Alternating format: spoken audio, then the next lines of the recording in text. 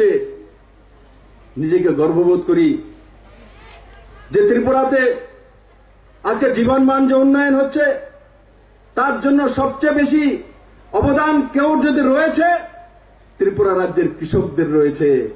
2017-তে বামফ্রন্টের সরকার ছিল এ রাজ্যে, মাত্র 6.4% এগ্রিকালচার গ্রোথ ছিল।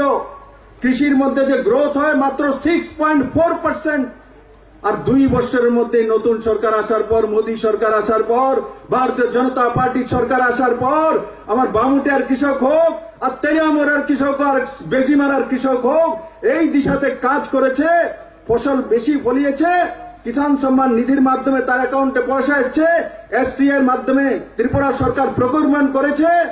তো 10 টাকা ধান 15 টাকা, 16 টাকা, 17 টাকা, 18 টাকা কিলো বিক্রি করছে। আজকে কৃষকদের দিন ফিরে এসছে।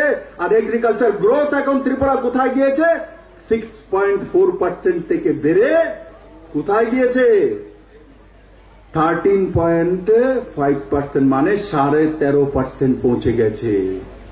6.5% থেকে বেড়ে 13.5%, মানে ডাবলের চাইতে 2 বছরে করে দিয়েছে। আর 25 বছরের টানা সরকার মাত্র 6.4% করতে পেরেছে।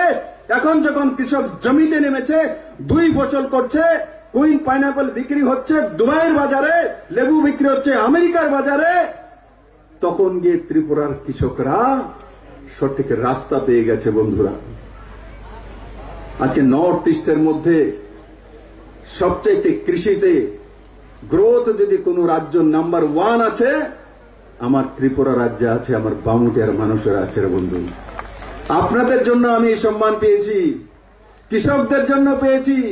আমার কৃষক পরিবারের যে বোনেরা বসে আছে রৌদ্রের মধ্যে কষ্ট করে, আপনাদের কারণে আমি সেই সম্মান পেয়েছি।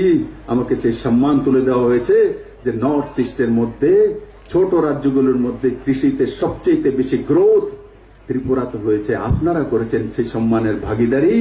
আপনাদের পরিশ্রমের কারণে আপনাদের ছেলের মুখ্যমন্ত্রী কাছে সেই উপহার এসেছে। ভারতবর্ষের মধ্যে কৃষিতে গ্রোথে ত্রিপুরা কত স্থানে আছে? পুরো ভারতবর্ষের মধ্যে কৃষি গ্রোথে ত্রিপুরা 3য় স্থানে আছে। 3য় স্থানে। আমার রাজ্য ছোট হতে পারে, কিন্তু আমার কৃষকরা ছোট নয়। আমার রাজ্যের আয়তন কম হতে পারে, কিন্তু আমার কৃষকরা মেহনত করার মধ্যে ভারতবর্ষের মধ্যে 3য় স্থানে পৌঁছে দিয়েছে। আর সেই সম্মান আমি কিসের জন্য পেয়েছি?